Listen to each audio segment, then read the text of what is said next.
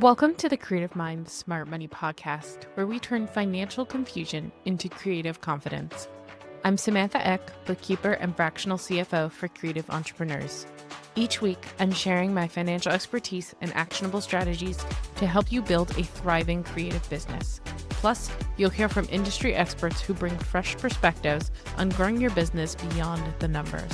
Because building a successful creative business starts with strong financial foundations. Your next chapter starts now.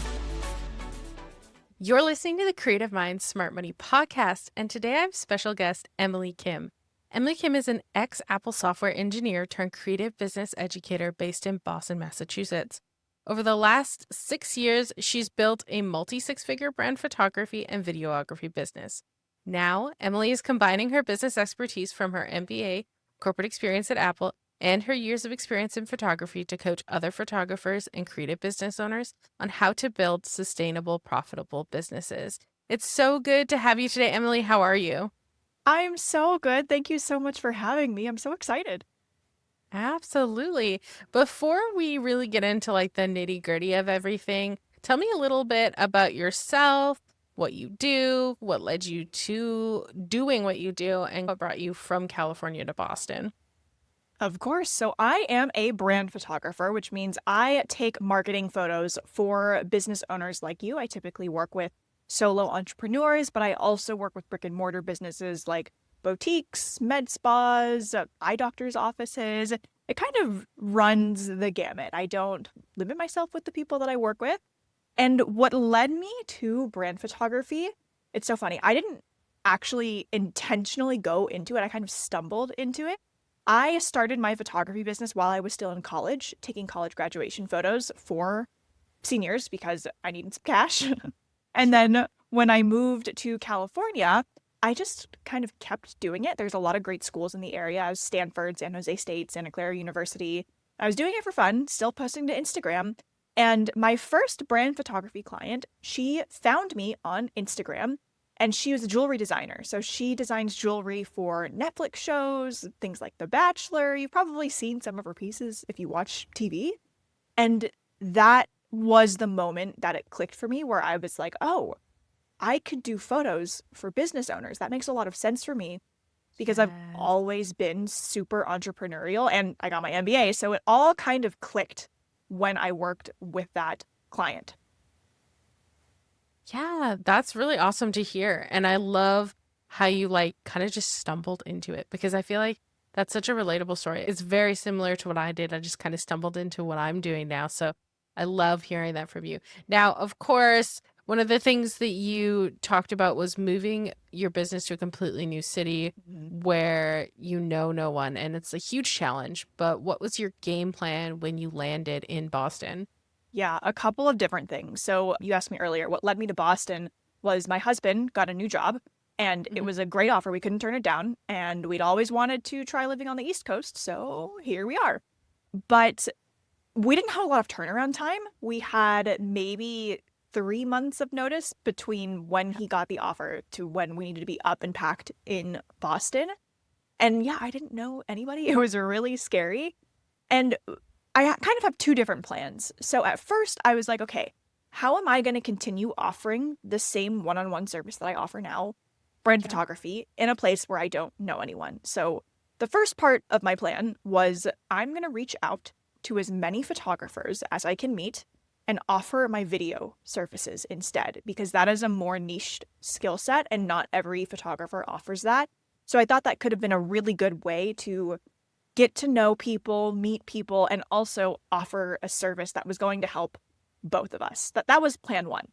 Plan Yeah. two, which is what I ended up doing, was I was already mentoring photographers in a very limited capacity. People would just come to me, DM me, email me, ask if this is something that I offered, and I would do it. I really love teaching and mentoring. That's always been a really core part of my personality. So Yeah. the second part of me was like, well, I have all this time now. I don't have clients that I'm working with. Can I use this time to build up the education side of my business? So that's what I've been doing. And that has been the game plan ever since, is to work on these educational products and build up that side of my business. Yes. And I love that you said that. I also feel the same way. I feel like that, like, mentoring and like helping other business owners is just something that I've always felt passionate about. So I definitely resonate with that. What were some of the biggest obstacles that you faced while rebuilding your client base from scratch? Yeah, definitely just meeting people. And Yeah. honestly, moving took a lot more out of me than I expected it to. Because what happened was when I moved, I announced it to all of my clients and I said, "Hi, I'm moving. This is the last time for the foreseeable future that you can work with me." So I had a huge influx of work, which I'm very grateful for. I'm not complaining about it, but Yes. more than I typically would have taken on at once. And then on top of that, I moved across the country. So we're packing, we're working, and then I also have to fulfill all of these sessions and edit them afterwards. So I did let all of my clients know, hey, I am going to have a little bit of a slower turnaround time because of this. And they were all very accommodating and understanding. But that was really, really challenging just in the move itself. So then I moved to Boston. I really needed to recover, and I did not anticipate how much recovery time I would need for that. Yeah. And I thought I would move here and within 3 days I'd start going out and meeting people. But it really took me 3 months to like just get settled and recover from everything that had just happened. So I would say my biggest obstacle was getting up the motivation to go out and meet people. That was really, really challenging for me. Yes. And I love that because, in 2020, I moved from Canada to here. I didn't have a business at that time, but I can't even imagine if I did have my business now, like moving everything across the country because, like, I think even though we have online clients, a lot of the times our clients come from local Yeah. spaces. So if you move, sometimes you're going to lose those people because they're like, oh, I need someone local. I Yep. need someone I can talk to physically. So that's something that is very, very interesting. So, of course, teaming up with those other creatives helped you to book out a full day of sessions in just 6 months. How did you approach that collaboration and what made it so successful for you? Yeah. So I did eventually execute a little bit on plan one, just not to the extent that I thought I would. Basically, what happened was the day that I decided to emerge from my post moving cave, I posted an introduction post to this huge Facebook group. There's like 50,000 people in it. And not all posts get seen, obviously, by all Yes. 50,000 people, but I got a little bit of traction on my post. I just introduced myself. I literally said, "Hi, I'm Emily. Here's a little bit about me." And I said, "I'm just looking to make friends." It's a business networking group, but I really was like, I am not trying to sell you on anything. I am just trying to connect with people and make friends. And as a result, some of the people that I met from that, my friend Brooke, who I've worked with many times now, and then later on in this group, I met Carrie Lynn, our wardrobe stylist. And then through another group, I met Jenny, who was the makeup artist for this event. So I wanted to put something together just so I could get to know people a little bit more and also prove to myself as an educator, like, yes, that this is still something that I can do. So I brought them together and I said, "Hey, how would you guys feel if we created this event and we'll call it something like express branding sessions where people get hair and makeup, photo and video, and wardrobe styling beforehand." So the same process that I walk my one-on-one brand photography and videography clients through, but with this team. And everybody was on board. And I said, "Okay, I'll be in charge of marketing because I like to do that. And let's just see what happens." So, what happened as a result of that, we decided to open up 5 spots for one day. We sold 4 of them. 2 of the Wow. spots that we sold came from people that I had met from my initial post to that networking group. So it all really came full circle. And I think what made it so successful was the fact that I had been connecting with all of these people. Again, not intending to Yeah. make sales. Like when I schedule these coffee chats, I'm not trying to say, like, book me for photography now. Yes. Like, no, I'm just trying to connect with these people. And then you never know, 3, 6 months, a year down the line, they already know you and trust you. They're going to book with you. And that's exactly what happened. And then I also made friends, which is just like a win-win situation. Yes, I think that's such an important lesson too, is that, if you go in there with the intention of selling, you're not going to get the same response that you would get if you went in with the approach of collaboration and connection. Because e- especially in today's day and age, people want to get to know you. They want to know you before they hit the buy button. So you coming in with good intentions just probably helped elevate it so much more. 100%. And I'll share one thing. One of my friends, she's a networking expert. She's so good at this. Her name is Sarah Gemmell, Gemmell, if you want to find her on Instagram. She calls it commission breath, which I thought was so funny. So if you go into a networking event or a coffee chat with commission breath, with you trying to sell something, people can smell it. They're going to know, and it's not going to work the way you would like it to. Yes. Yes, I agree with that 100% because especially in the early days of my business, I was all about making sure I got to so many different networking events. I can't go to as many now, but like when I first started, and you can tell the people that were there to just sell versus the people that actually wanted to build a connection and wanted to actually get to know you and your business. So it definitely. And I think that she should coin that term because I that's so know. true. So true. For someone thinking about collaborating with others in their industry, what's the best way to find the right people? I think same as the what we've been talking about, just connecting with as many people as possible. It sounds like you're casting such a wide net, but I mean, it's just another form of marketing. All of the posts, if you're posting on Instagram, not everybody's going to see them, not everyone's going to resonate with them. Same thing with emails, not everyone's going to open every email newsletter you send. Not every person you have a coffee chat with is going to pan out with, sales, and that's totally okay. But when you're doing that, you never know who they know and who they can introduce you to. So I think the key to building the connections is, yeah, to just not go in with commission breath and just really have an open mind. Actually, literally today, before we got on this call, I had a coffee chat with someone that I was introduced to from somebody else that I had met. She was like, "Oh, you should definitely connect with this person." I said, "Okay." I never seen her or talked to her before. I'd seen her on Facebook, but I didn't know her personally. I just asked to connect with her. I got on this call and I did not try to sell her anything. I had no intention. I was like, I just want to know more about what you do. And I'm about to send her a proposal. So you never know where a collaboration is going to come from. So I think it's really in keeping your mind open and in setting your intentions, knowing like, okay, I'm going to go into this chat. This might not result in a sale, but I'm building the relationship and the foundation and a good reputation in the area. Yes, I think that's so true. And to bounce off that, me and my husband signed up for a giveaway for this really cool fine portrait. You know, those big portraits you see in people's houses where they're like Yeah. sitting on like a chair.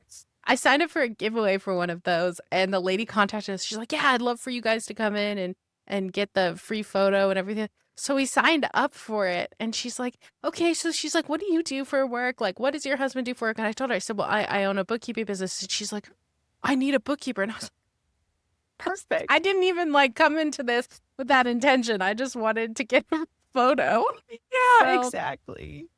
it helps if you have the right intentions over coming in with those selling intentions. Because again, you never know. And I think a lot more people resonate with you just talking about kind of what you do, but not like in a selling point of view. Yeah. So like, yeah, I'm a brand photographer. And then all of a sudden someone in the room could be like, I need a brand photographer. But you're Hmm. not directly selling to them, and now you're connected to them in a different way. Exactly. Obviously, there's a lot of pressure to master social media trends, social media in general, and like paid ads. Why do you believe that old school relationship building still works better? If you think about the reason why all of these things came into existence, social media, for example, when Instagram started, we were just posting pictures of our food and crafts and like what we were doing for the day and putting these ugly filters on them. And it was just like a fun time. And the intention of it was to connect with people, to be social. And I think Yes. over time that has been lost. And now people really focus on, is my grid aesthetic enough? Is my reel hooky enough?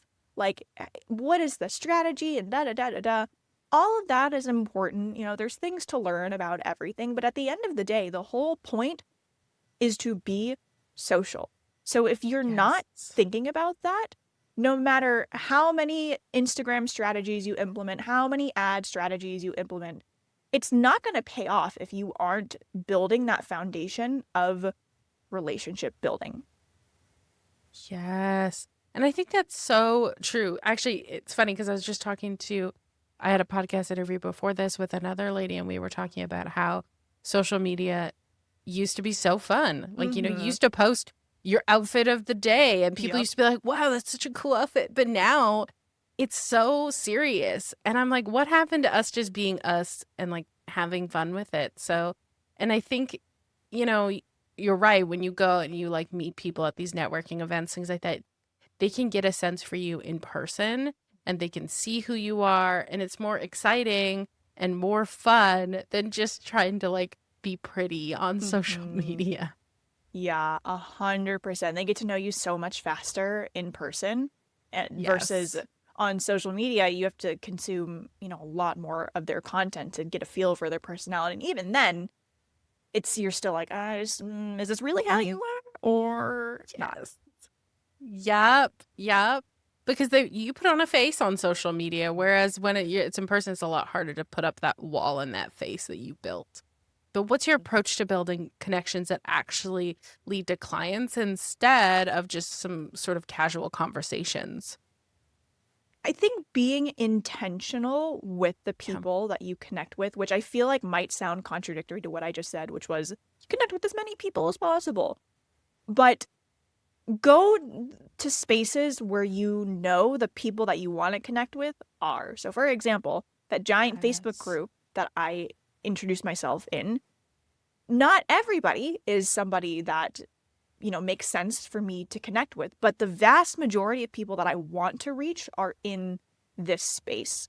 So when I am going to like networking events or when I am deciding like, okay, should I go to this one versus this one, I try to zoom out and look at what past events have they done in the past. Is this where I think my people might be? And then something that I always talk about and think is important is, even though we go in like friendly, we want to talk about the other person and ask about them, don't forget to talk about you and say like, oh, I love this. And usually they'll ask like, tell me more about your business or tell me more about you. And that gives you the opportunity to say, yeah, I'm a brand photographer. I typically work with these people. And then once you're in that space, you've opened the door for them to talk about their business, for you to talk about your business. If they know someone who could be interested in your services, they'll be like, oh, let me introduce you to so-and-so. But you've already established that rapport. So I think it's important to start with the casual conversation, but then always bring it back to business. And I always like to end it with, like, if we're doing a 30-minute coffee chat, with asking, how can I support you? Is there anyone that I can connect you to or anyone that you're wanting to meet? And I think that maintains the tone of business, relationships, networking. We're here to have fun, but also to make money. Yeah, exactly. And there's a right way to approach it and there's a wrong way to approach it, right? And just like you mentioned. Now, of course, we know that you've been talking about Facebook groups. Facebook groups can be really good gold mines for networking, but a lot of people use them wrong. So what's your strategy for making them work without being super spammy? Ooh, I love this question. My favorite thing to do, if you're joining a new Facebook group, just introduce yourself. That's what I did. I told people about what I did. I didn't ask for a sale. What I see happen when people join this Facebook group, the same one that I'm in, I will see, oh, hi, I'm like moving to this area and I'm looking for clients. Like, oh no, that's not, I mean, I feel for you. I too am looking for clients, but that's not gonna get you clients. Like, you gotta give before you ask for something. And I feel like that's the equivalent of walking into a room of people and you're just like, I need clients. Like, does anyone have clients for me? Like, nobody's going to respond to that. That's weird. Yeah. So just introduce yourself first and really put effort into integrating into the community. And that will open the door to having these conversations and to sending proposals. So when I posted my introduction post, I probably scheduled 20 or 30 coffee chats. Maybe 10 of them I haven't kept in touch with people. Everyone was very lovely, but it didn't make sense for our businesses to stay connected. So we just lost touch. 20 of those people I am still in touch with. And then maybe 10 of those people I either directly sent a proposal or they have referred business to me. So it pays off to be nice and to introduce yourself without asking for something first. Yeah. And I think just going off of that note as well, I think it's important to note that even with an introduction, it's really good to actually initiate those coffee chats as well and really get to talking to people. I think a lot of people skip over those chats nowadays and they're like, oh, we can just talk on social media or something like that.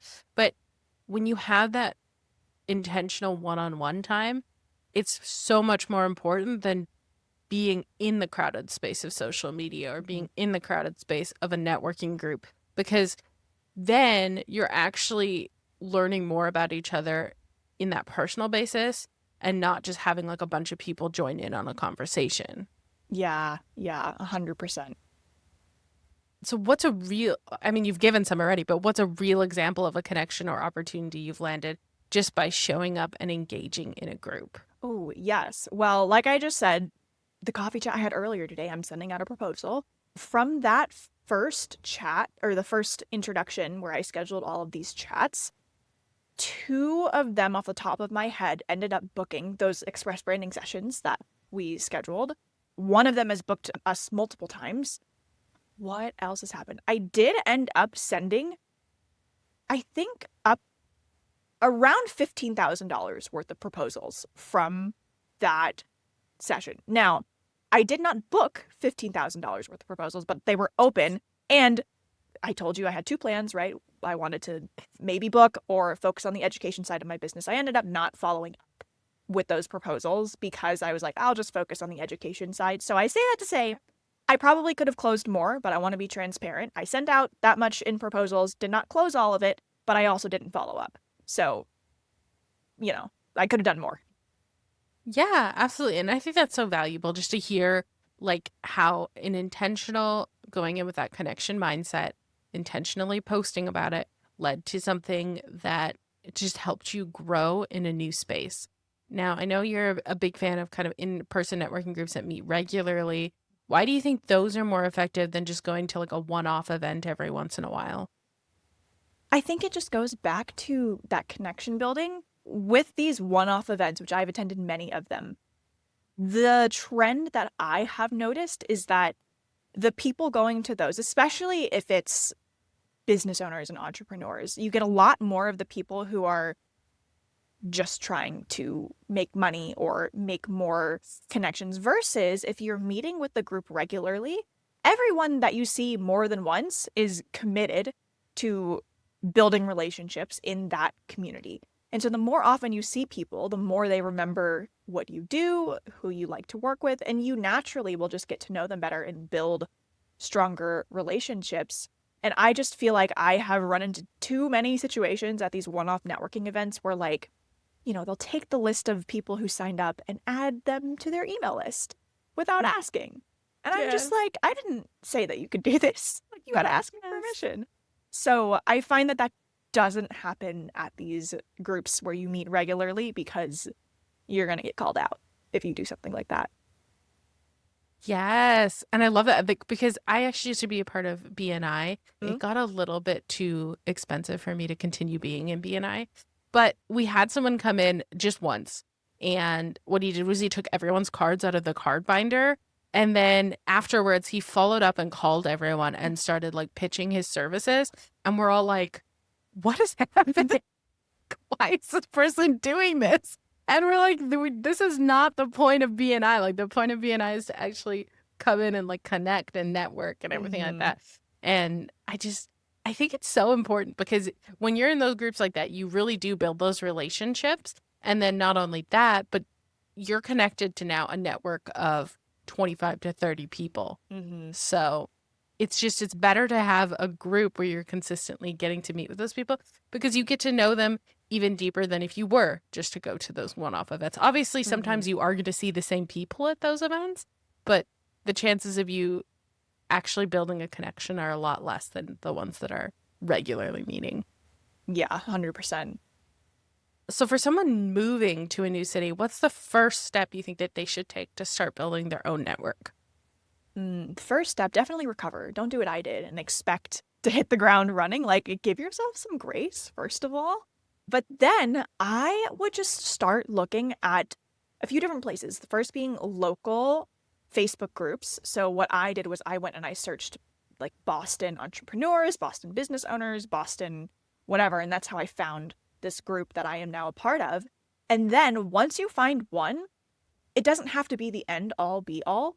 You can go see if they're your people. If not, surely someone that you meet will be able to tell you about another group that they're part of, or another place that they go, or event that they go to. So I really love looking for Facebook groups first, but you can also like just Google it. Look for local networking groups. What's it called? Like networking communities, even BNI, which I know a lot of people have mixed feelings about. It's hit or miss. I have visited BNI several times and I enjoyed it. I didn't join because I didn't feel like it made the most sense for what I'm doing now, but I went, I met people, I was on someone's podcast in the BNI group, and they have introduced me to people as well. So the first place you go, if it's not, a home run, it's going to be okay. Just ask around, and now at least you have your foot in the door. Yes. Yes. And I think that's so important. And I really appreciate you sharing your story today. I feel like it was really inspiring and such a good lesson to people who could be moving anywhere, but also people who are stagnant in their business. Like, get out there, actually go and like network with people, join new groups, things like that. So where can my audience connect with you to follow your journey or even book a branding session with you? Yeah, I hang out mostly on Instagram at emilykim.co. Same thing on Threads, which is where we met. I love Threads now. It's like my favorite place. It feels so chill, like what Instagram used to be like. And then my website is emilykimphotography.com if you are interested in booking a session. Awesome. Well, thank you so much for being on the show today, Emily. I really appreciate it. And I look forward to, connecting and chatting with you more. Thank you so much for having me. Awesome. If this episode reminded you that real growth doesn't always come from flashy marketing, but from showing up, making real connections, and being a good human first, you're walking away with the gold. The truth, the people who succeed in new spaces aren't the ones shouting the loudest. They're the ones listening, building relationships, and playing the long game. So take the pressure off, lead with service, and don't be afraid to start small again. You're building something beautiful. And if today's episode lit a fire in you to build deeper connections and grow your business with intention, share it with a friend who's in the same season. Whether you're moving to a new city or just ready for a fresh start, the way forward is always through people. Don't forget to rate and review the show, as it helps other creative entrepreneurs like you find their way here. Farewell, fellow travelers.